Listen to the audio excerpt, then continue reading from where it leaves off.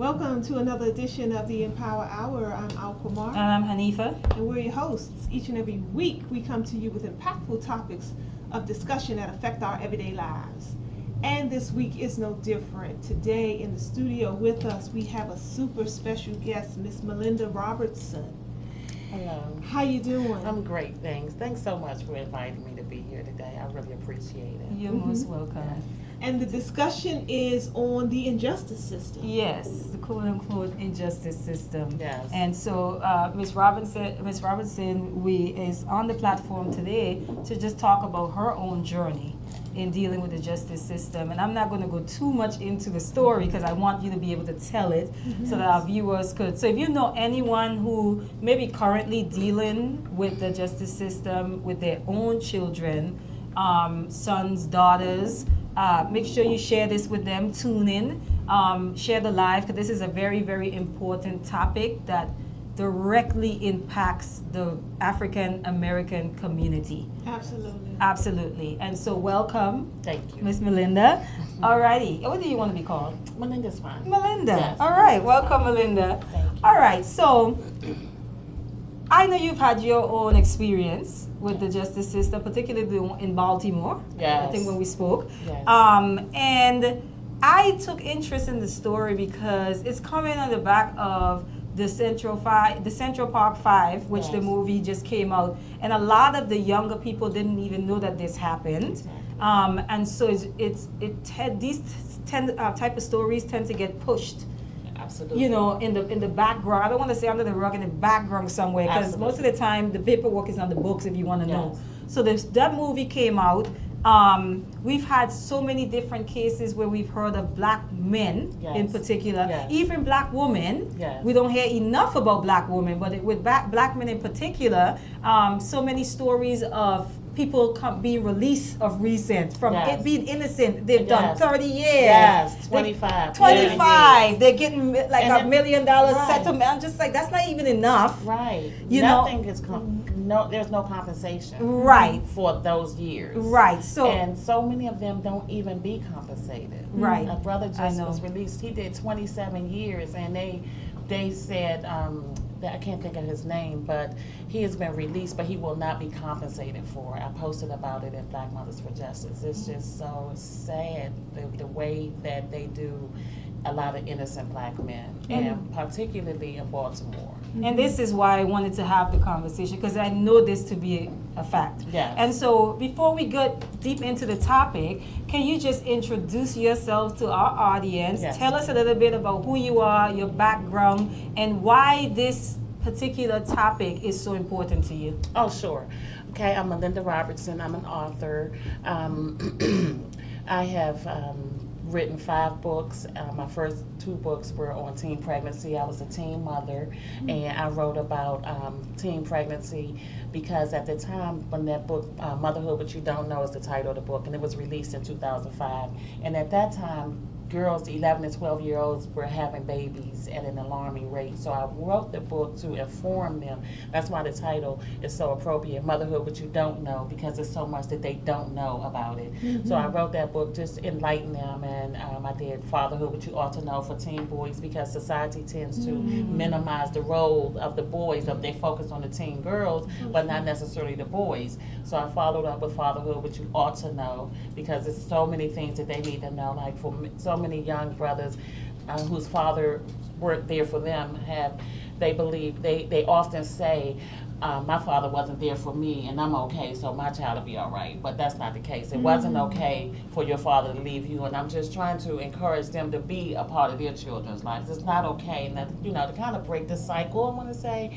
So I wrote Mistaken Identity, just a couple of other books, but the Above Ground Railroad was written because of my personal experience.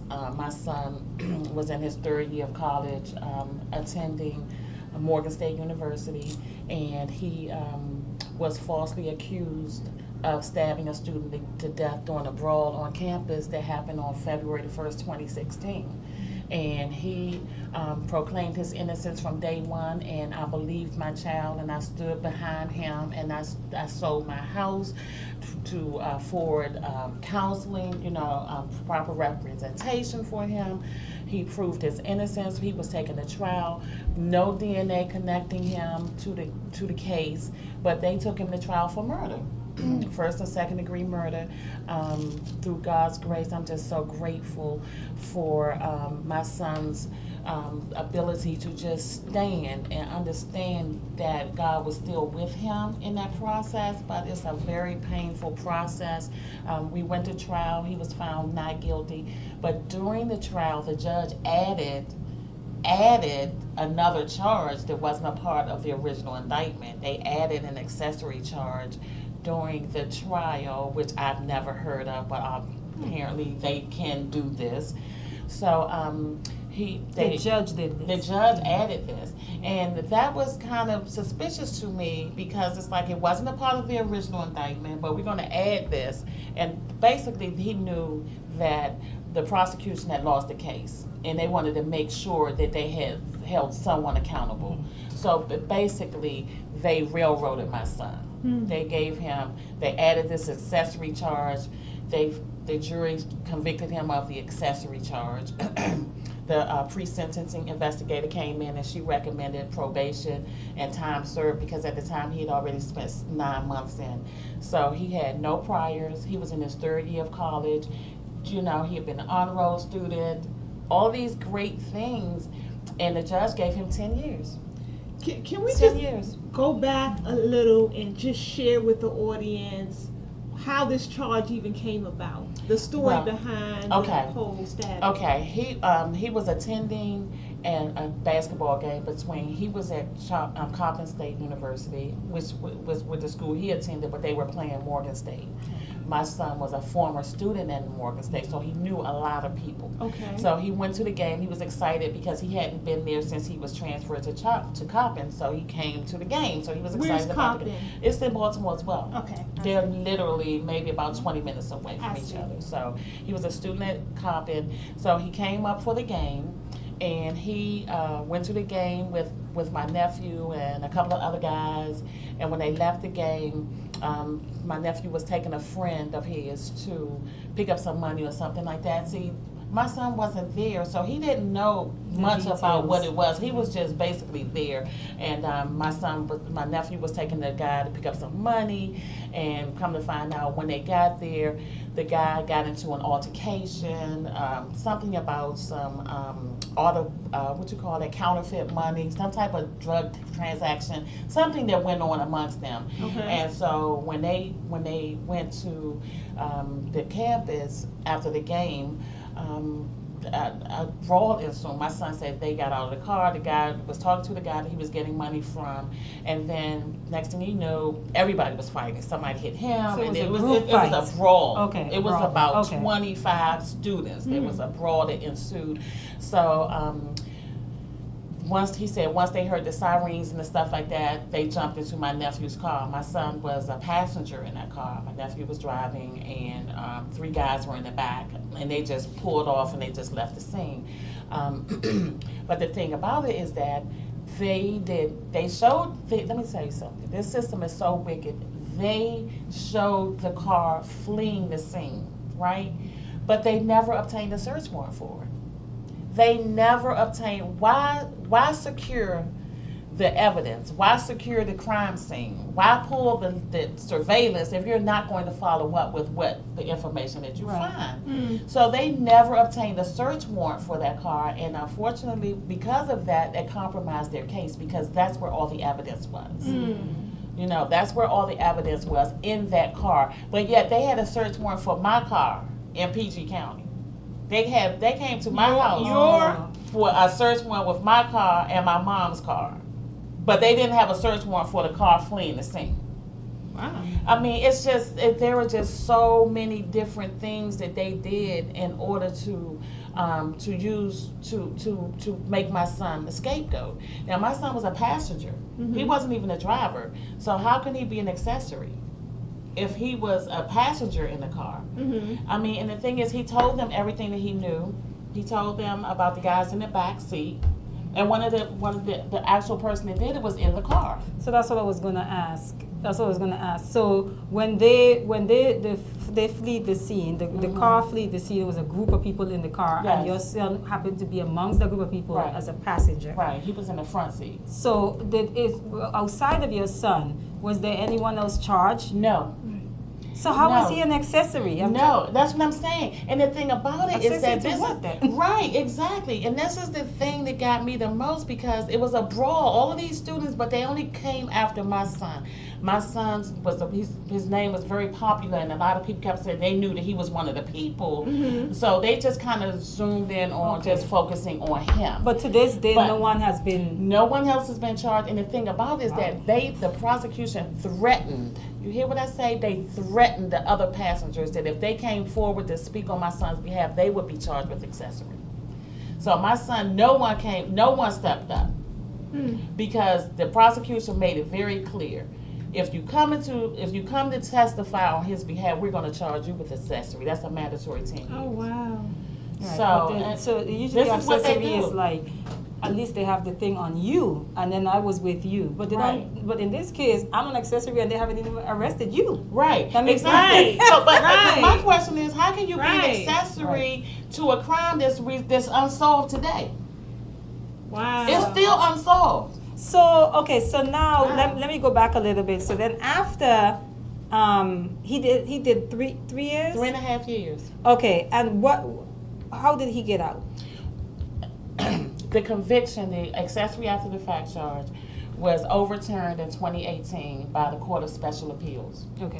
The state challenged that, and he had to go back before the Court of Appeals. So the Court of Appeals came back in 2019, April 2nd, ruling that the conviction needs to be overturned, because they obtained that charge illegally, basically. Gotcha. Right? So it's been overturned not once but twice. So in June when we went to court, I'm thinking that, okay, that's an automatic case dismissed. We go to court, he was given a $50,000 bail. So he's out on $50,000 bail now. Now, After doing 3.5 years to a charge that's been overturned twice, he's now on a $50,000 bail. And tell us a little bit about this young man, your son. Yes. Who is he? He is, oh my gosh, he is an amazing young man that I raised as a single mother. His father was never a part of his life. And I named him after my dad, who was one of the greatest men I've ever known. But my son has always been a very responsible young man. He had his own lawn mowing business at the age of 10. He had his own snow shoveling business. I've always instilled an entrepreneur spirit into him. He graduated from the Concerned Black Men's Say Yes program, which he was a part of from the age of 11 to 16. I knew as a mother that I was not equipped to raise him to be a man, because I'm not equipped to do that. Right. But I made sure that I sought out these programs. He had a big brother through the Big Brothers program, because I was always conscious of the fact that he needed a man in his life, and my dad passed away when he was 9. So he's always been an independent young man, and always a leader and not a follower. He was in his third year of college when this happened. Never had any run-ins with the law, no priors. This situation here, it took so much out of me that I can't begin to imagine what it's taken out of him, because he spent his 21st, 22nd, and 23rd birthday locked up for a crime he did not commit. The things that he has experienced and what he's witnessed is going to be with him the rest of his life. I try to encourage him to go to counseling. Still today, it's been 3 months. The anxiety has subsided, because when he first came home, he was experiencing a lot of anxiety, and he was going through a lot. I mean, just trying to decompress all of that he's experienced. At one point, he was locked up on lockdown, and he was locked in a cell for 21 hours a day for almost a month. And he called me one time and he was like, I feel like I'm losing my mind in here. I'm going crazy. You have to get me out of here. There were times that he was locked up in a cell with death row inmates. I can't begin to imagine what he's witnessed. But through God's grace, he is stronger, wiser, and better because of this situation. He was released on June 12th on bail. And since then, a couple weeks ago, he just got his IT certification. Right. So Congrats he is to him. definitely back on trying to just get reacclimated to society. How old was he when this happened? 20? 20. He was 20 years old.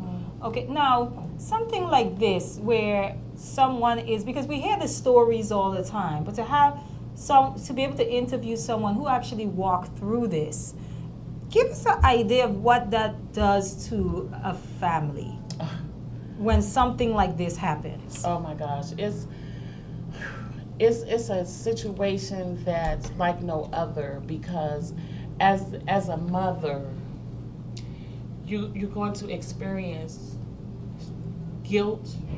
What could I have done differently? Shame. You're being judged. They're talking about your child. I can't begin to express how painful it was to see my son's picture plastered on the news saying that he was a suspect in this murder case and he had been apprehended, and reading all these different articles about, like, who are they talking about? This is not my child. This is not who they are trying to make him to be. And I realized that as a family, it brought us closer together. But some families may not have that. It may tear your family apart, because as parents, you might be the husband might blame the mother might blame the father, and you go through so much because you're trying to understand why this is happening to your child, or why people are judging you, and people are it's overwhelming. It's overwhelming. But I'm so thankful that there are that we have a support group in place now. You know, This that's is why. the name of the group? Right. Why I created Yeah. Black Mothers for Justice. Mothers for Justice. Black Okay. Mothers for Justice, because my situation, I sought out places that I could go to and confide in without feeling guilty or feeling judged, and I couldn't find anything like that. It was 3.5 years. I mean, I have my own support system, but at the end of the day, if they haven't walked in it, they cannot begin to identify with the pain. And I created Black Mothers for Justice to have a safe space for mothers to come and speak their truth, whatever it is. And it's not just for wrongfully incarcerated, it's for those that are rightfully incarcerated, because it's the same pain. Yeah. It's the same pain. Your No child doubt. is gone, and you're sucked into this system, and you don't know. It's the unknown. There, an inmate committed suicide when my son was there.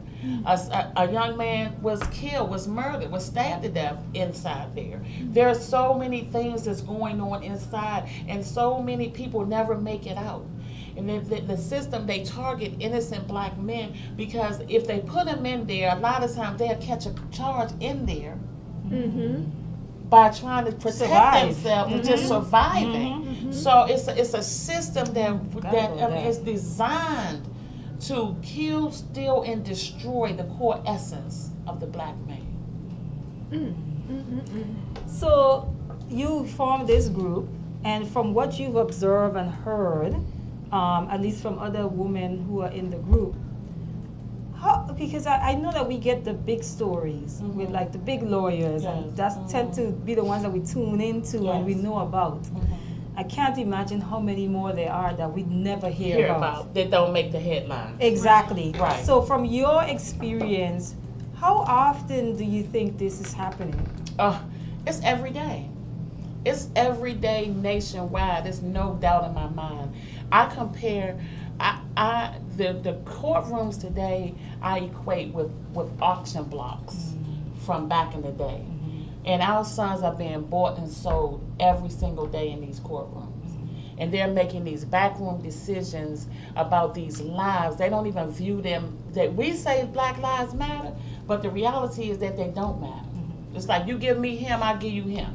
You give me 5 years and I'll give you that. You know, it's a game. And the thing about it is that some of these laws, these old Jim Crow laws, have to come off these books. Like, for instance, prosecutors and judges have complete and total immunity. They can do whatever the hell they want to, excuse my expression, and not be held accountable for it. Really? Yes. And this is why they do it and get away with it. It's nothing that you can do. But in order for us, like Prison Reform Act that they just passed last year, they have to start at the top. Because a lot of these sitting judges, they don't care whether or not a person is innocent or guilty. If you're black, then you get the max. And you know, if you ever sat in any court hearing, one of the things that I have realized is that they're just trying to get through the hearing, most of the judges. Not that they're not listening, but it's like, okay, next case. And one of the things that I think about is, I work for a foster care and adoption agency. So oftentimes you can get a paperwork on a child, and it tells you what are the challenges of the child. So on the paperwork it says the child steals, or the child hoards, and therefore they have a hygiene problem.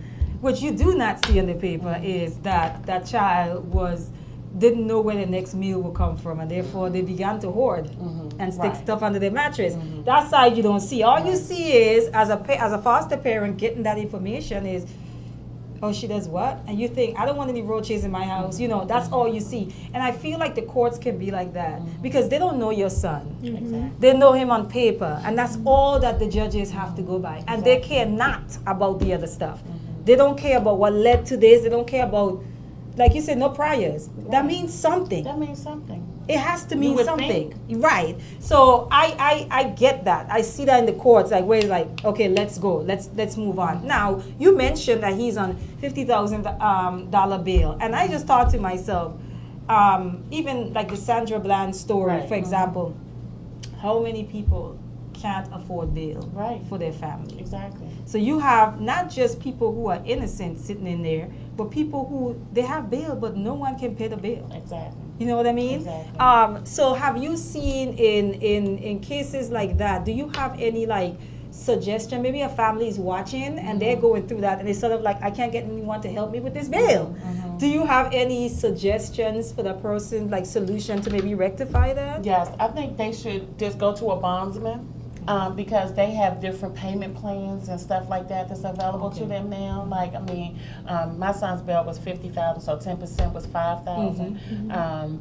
But I was told that I could have maybe did 1% to pay $500 and make monthly payments. But again, that would have been a $500 a month bill. Yeah. You know, I mean, that's a lot. You know, and the thing about it is that they design it this way because they don't expect for us to be able to pay the bill. And so it's another way to continue to hold the person. It's just Is sad. there a lot of that happening where people are not paying the bills? Like you're saying that if they don't expect it, is it because that's happening more often than not? I'm not sure. Okay. I'm not sure because my son was telling me about the whole 1% thing. Okay. You know, and I didn't know that. So I'm just thankful that I was able, like I said, I sold my home and went back to renting to take care of my child. Because there is a misconception that as black women, we do not, as single black mothers, that we do not care about our sons. For one of the first things they ask is Is he with a single mother or does he have a father in the household? These are questions that they ask initially when they determine whether or not, right. These are questions that they want to ask because, oh no, that's a single mother. Okay, well then we'll just give him this. You know what I mean? Because they don't expect as a single black mother that we can afford to pay these things. And, I just thank God that I know who he is because my father is rich and I know that he is able and he is my provider, he's our protector, and he made it happen. I thank God that I had a home to sell because there are so many mothers that don't have a home to sell. But I just believe that as a community, that yesterday's verdict in that with that Dallas police officer being convicted, that's a start because you don't see that often.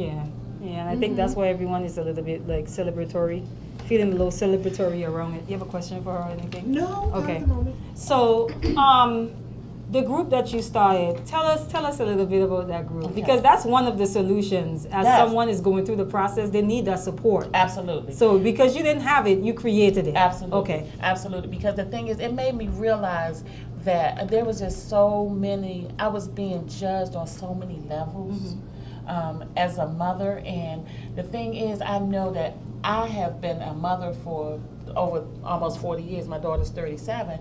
So, and motherhood for me has always been first. And when I was young, I would say first God, then my children, then my job, and then me. So motherhood has always been very important to me. So as a mother, I take that responsibility very seriously. And I believe that as mothers, we get, particularly Black mothers, we are often viewed as being who we are not, in terms of being a good mother and wanting the best for our children, whereas, you know, other groups can be preparing college tuition, you know, saving for college. But in our community, we need to save for the criminal justice system, just in case, lawyers and stuff like that, because you just never really know, and it doesn't even matter whether or not what their background is. They're still perceived as you're still a Black man. It doesn't matter that you're in your third year of college. It doesn't matter. None of this stuff matters. But I believe that Black Mothers for Justice is so necessary, because it made me go back and think about like Emmett Till's mother. You know, the pain that she must have felt to see how brutally they beat her son. I think about the thousands of mothers that had to witness their sons hanging from trees.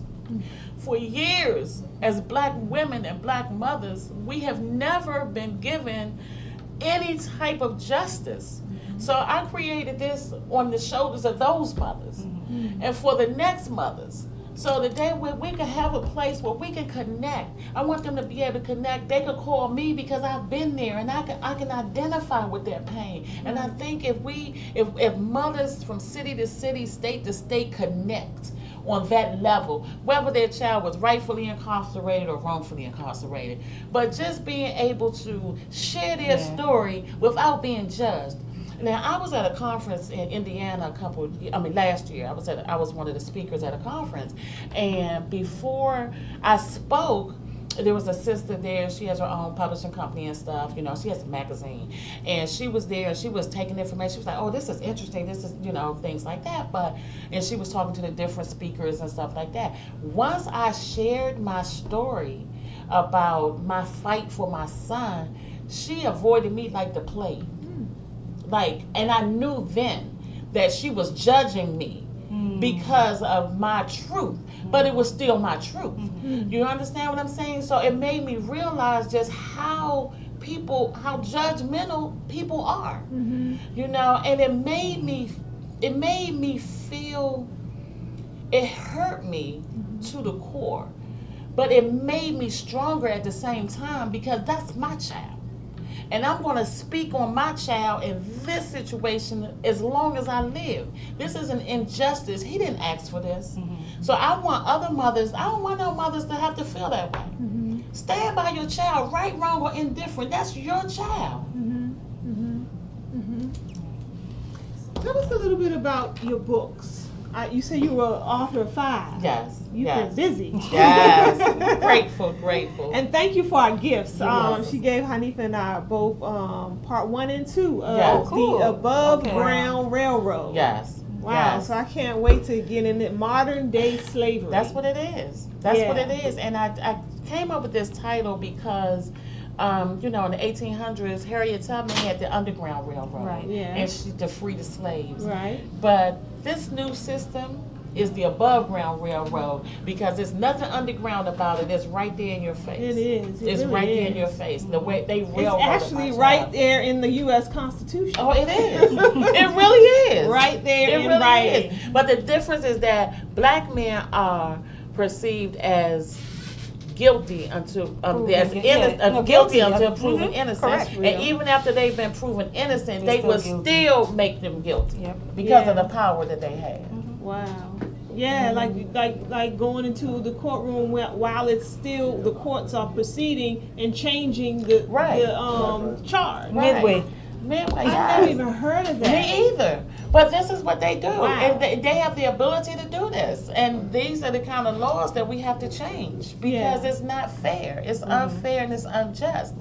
So what would you recommend to other moms out there who are maybe in a similar situation? I would recommend that they fight. I would recommend that they never stop, that they never give up. And when I say fight, I mean write their local Congress people, write letters, write the NAACP, I wrote everybody. I wrote the news people, CNN, New York Times. You don't know who's going to respond. A lot of times they don't respond, but it's just it's therapeutic because you won't be feeling as helpless. Yes. Because doing nothing is not an option. That's right. I would encourage them to tell their incarcerated child to connect with the people in the law library. They have to get connected because they have to learn how to advocate for themselves. And I thank God that I advocated for my son out here, but my son advocated for himself because he took it upon himself to write the appeals court.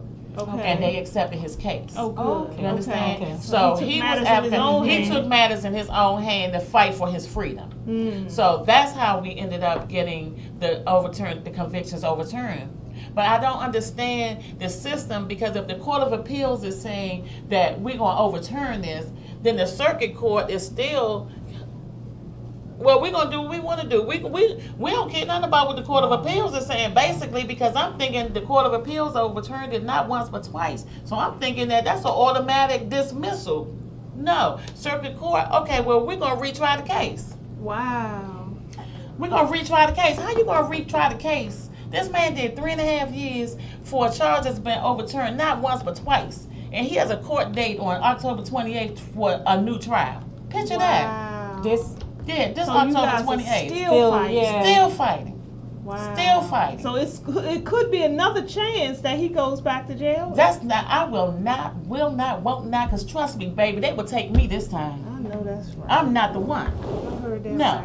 right. No, they won't. So they're still going. It's still going on. You guys are still in the process, still exactly. dealing with it. Right. Okay. So, Where's your greatest support? Sorry. Go ahead. Where's your greatest support come from? I mean, who? the power, baby. Yeah. The power is only through God's grace. Only through God's grace, because when he said, write a book, I remember waking up in my bed saying, write a book. And I was just like, God, you want me to write about it? You want me to write about it? And I, okay, God, we're going to write about it. And I wrote Has about there been support as well from other factors? Like you mentioned the news, you reached out to the news and people like that. Have you gotten support from Well, the other thing about it places? is that it's been kind of touched. No one really wants to touch it because it's a prominent HBCU. You know what I mean? I mean, they don't want to really, that's kind of. They don't want to bring light to that. Right, exactly. because, But at the I end, got you. right. But at the end of the day, Interesting. a student was murdered on the campus, and there's no justice. The murderer is still out there, and I don't care how long they don't want to talk about it, but that's the reality. I pray for that young brother's mother regularly because she's without her son. So, and I pray that she gets justice, but it's not justice when it's the wrong person. Right. It's not justice when it's the wrong person. Have you guys been in contact at all? The mother of No, the see the deceased? thing about the family, believe it or not, the family testified against my son during his sentence modification, saying he needs to be. We don't want him released. We don't want him released. And I'm like, I don't understand this. You guys were at the trial. He was found not guilty. He did not do it. But I guess they want somebody. But that's not fair. Right. This is an innocent young man whose life has been they're trying to destroy. But what about the person that did it? What about the person that did it? Who was my son's freshman year roommate? my son, they interviewed this young kid twice, and he's from Trinidad.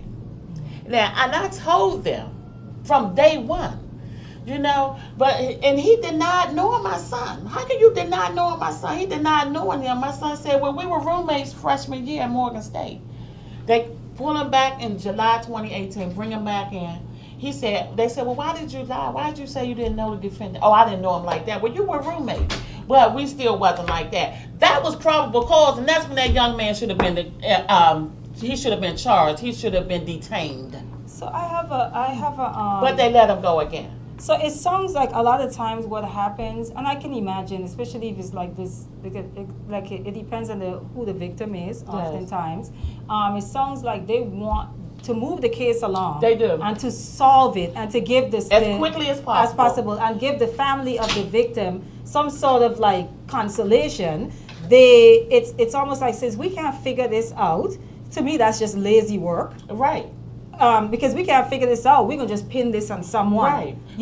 Which is so unfair. Right. Well, you've seen so many stories like that, to where they will build a case. They will. Once they zoom in on someone, they will literally build a case, and they will have people outside thinking this person is guilty. Right. This is the perpetrator, and we get the news articles, we get the news, we filter news, but we really don't know what's going on, and then we form all these opinions about people, and like you said about the mother of that child, and like you said, you're a single mom, you know the rhetoric. Oh yeah, well, another single mom home, right. Or that's the problem in the community. These single mom, but when you talk about your son's resume, right. He's not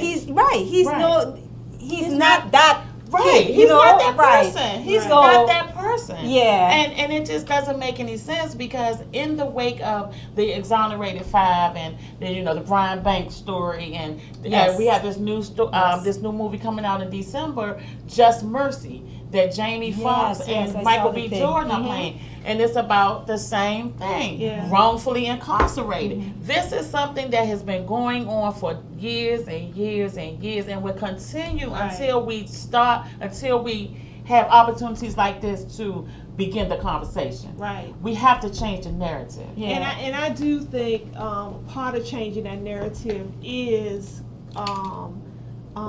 weaving our way into this system. Yes. To be able to be the judges, to be the attorneys, to be the ones, the prosecutors, to be the ones. Well, I'm maybe not a prosecutor. I get all the terminology mixed up, but you guys know what I mean.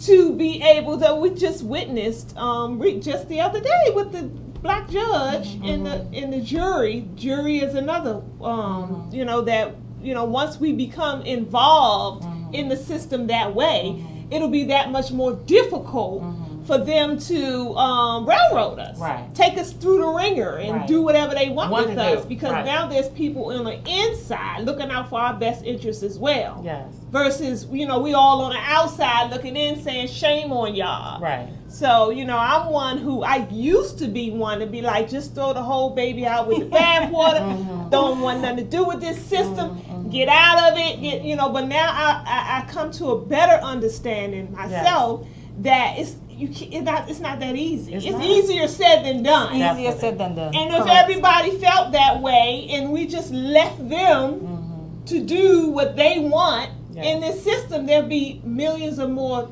sons like yours. It's definitely easier said than done, because even when right before this show last week, we had a lawyer on, and he was just talking about police brutality and how black people should conduct themselves when they're stopped, in traffic for a traffic stop. And it is easier said than done, because we discuss about how we talk about forget the whole system and all of that, but we utilize the system to punish each other as That's black right. people. And so child support.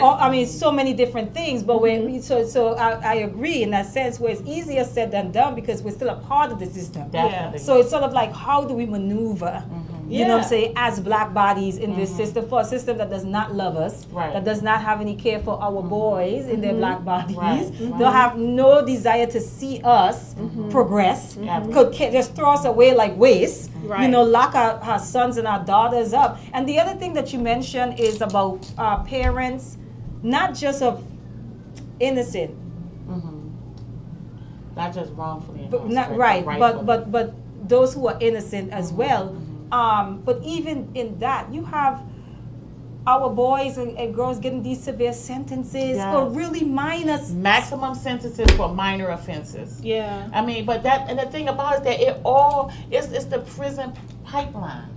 You know, because they have these for-profit prisons that a lot of these major corporations like Starbucks and McDonald's and Macy's, they utilize the prison pipeline. They pay these inmates like 44 cents a day to make package their products. And a lot of these large corporations are utilizing it because it saves them money. They don't have to worry about the benefits of employees. They don't have to, and it's just a trickling down effect. Yeah. But that's why I say it's modern day slavery. Yeah, you can see it in the marijuana industry right now, where there's people making millions and billions of dollars in the marijuana industry, but our children are still incarcerated for selling marijuana. Yes. Yeah. Buried under mounds and mounds of paperwork. Yeah. Buried under the paperwork.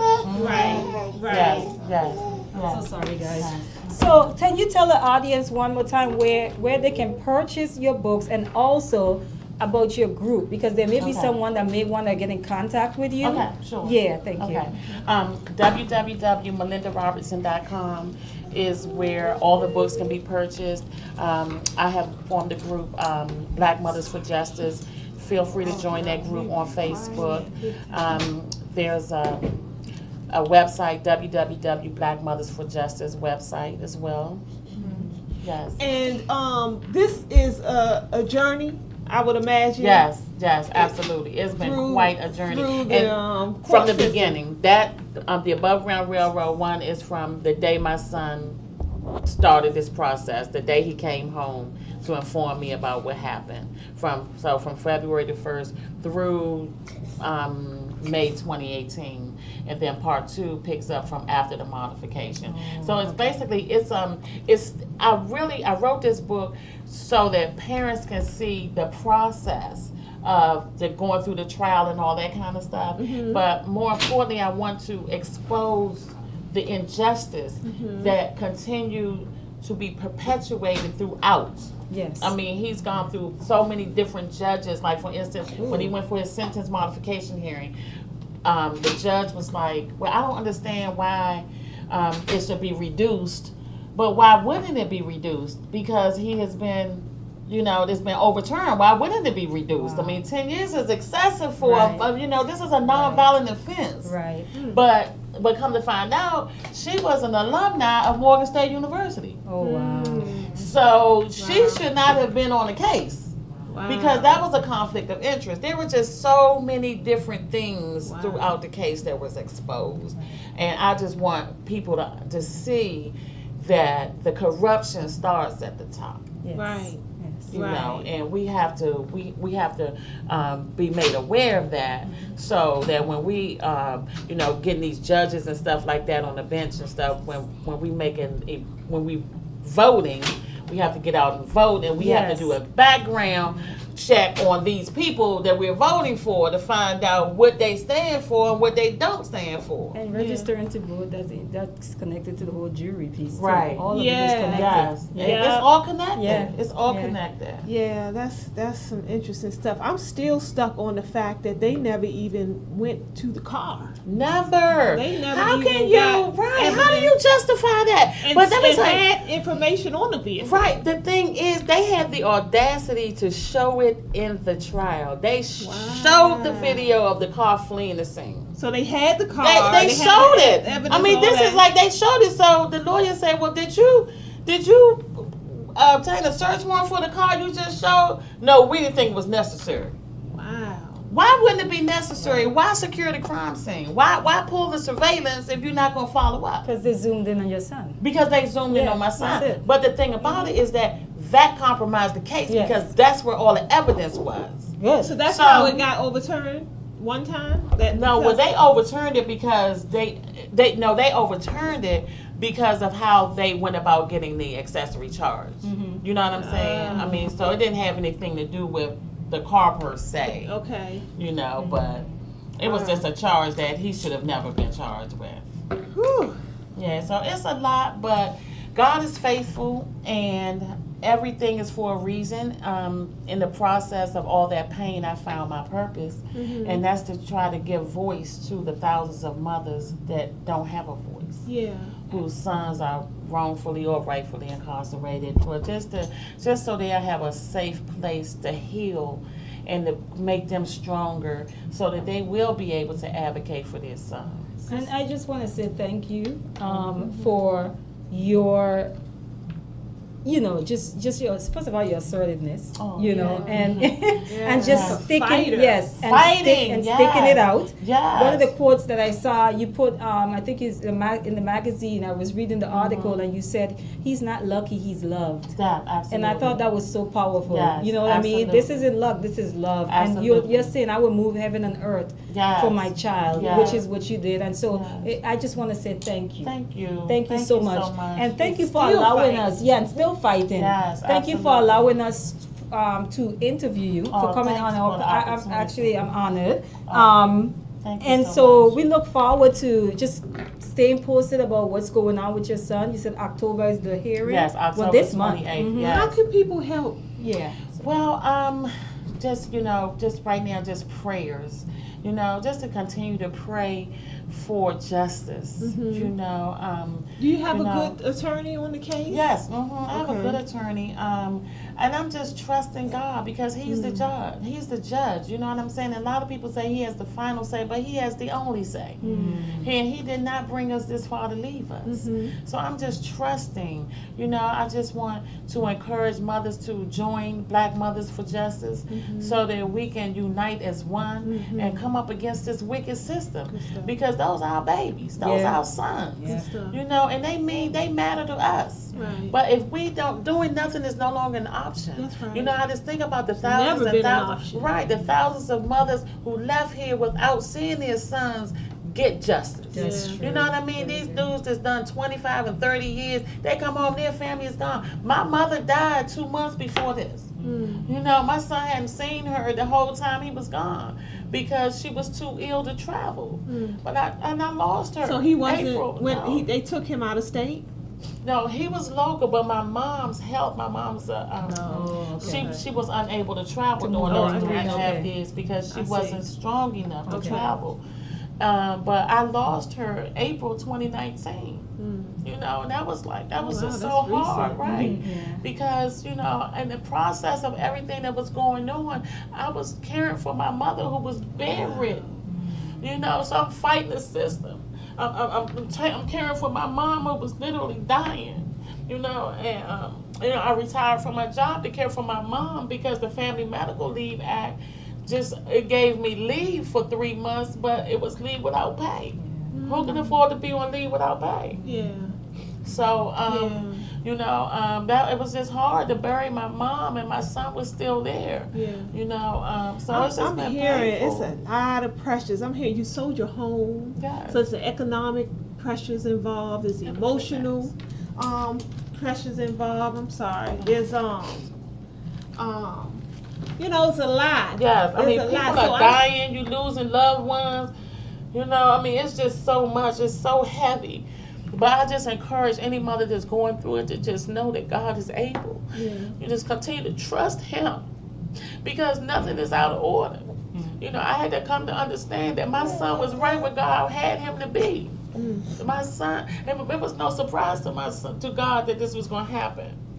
But it made me stronger in regards to understanding what this whole process is, because I never understood. I never had any dealings with the criminal justice system. Right. But I was a legal secretary for over 30 years. So my experience as a legal secretary enabled me to effectively communicate with the judges and the lawyers and everybody, which some others just may not be able to do. So I just encourage them to join, first of all, join Black Mothers for Justice, Right. but more importantly, to reach out and ask for help. Yeah. You know, they have to advocate for their sons. They have to encourage their sons. Whatever you do, every day go to the law library. Connect with some of these brothers in there that's doing life sentences that can help you and show you what you can do. Right. But we have to be able to fight effectively and collectively. Yeah. And as one, because there's power in numbers. That's right. And I really believe that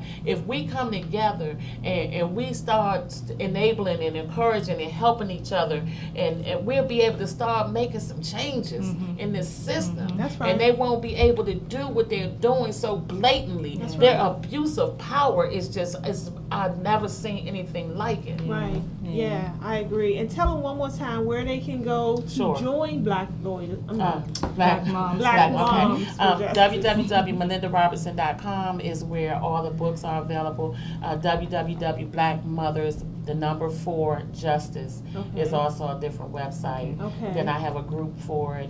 And where can they go to get your book? My website, The same melindarobertson.com. Okay. So I'm just excited about what's to happen, because there is definitely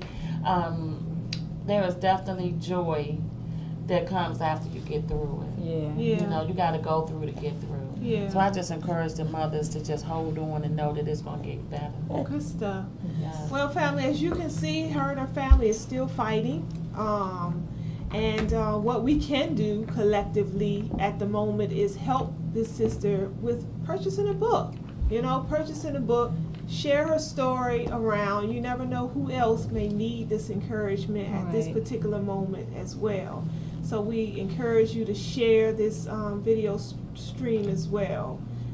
And you're located here. You're in Maryland. Yes, Right. in the DMV. Right, and so even if it's not you, you might know someone who's dealing with this Yes, right now. absolutely. And it's a simple support, because from what we've heard Yeah. today, this is financially draining. It is emotionally draining. It is psychologically draining. It is draining on so many levels. It is. And so even if someone can get some relief in one capacity, Yeah. that would be helpful. So if you know anyone Yes. that can use the group as a support, or just Yes. need some advice, or Absolutely. what the next steps are, because the legalities involved can be intimidating. Right. Yes, and overwhelming too. Yes. And so And depressing. Yes, I mean, yes, so many yes. mothers have gone into such a deep depression and never made it out.